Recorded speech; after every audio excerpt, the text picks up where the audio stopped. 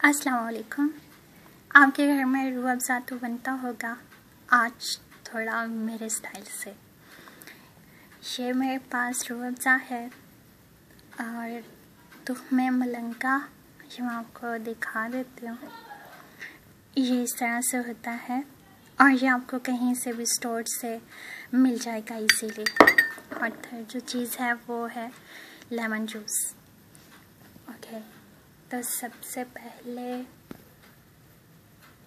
ये मैंने 1 गिलास पानी ले लिया। इसमें हम रूह अफ़ज़ा शामिल करेंगे तकरीबन 3 टेबलस्पून। पर क्या आप ज़्यादा भी ले सकते हैं, कोई मसला नहीं है।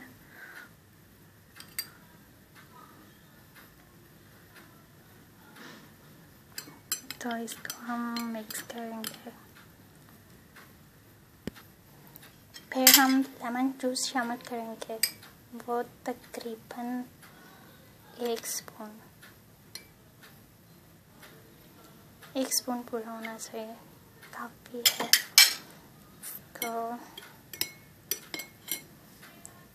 मिक्स कर लें।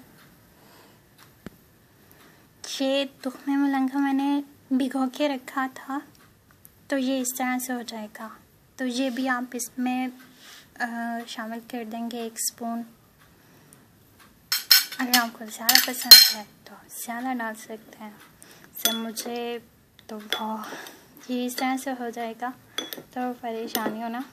तो बहुत टेस्टी होता है वैसे भी खाने में, और जूसेस में बहुत ज़्यादा इस्तेमाल होता है। आप ज़्यादा लेना चाहें तो ज़्यादा ले सकते हैं। सिंपल हम इसको मिक्स करेंगे। तो आज इफ्तारी में ये बनाइएगा। आप जब तरबूज का जूस यूज़ करते हैं तो उसमें अगर आप तुख़्मे मलंगा थोड़ा सा शामिल करते हैं और उसके अंदर मज़ीद जूस, लेमन जूस तकरीबन 1 टीस्पून, तो इससे टेस्ट काफ़ी इंटरेस्टिंग हो जाता है। अभी करके देखिएगा।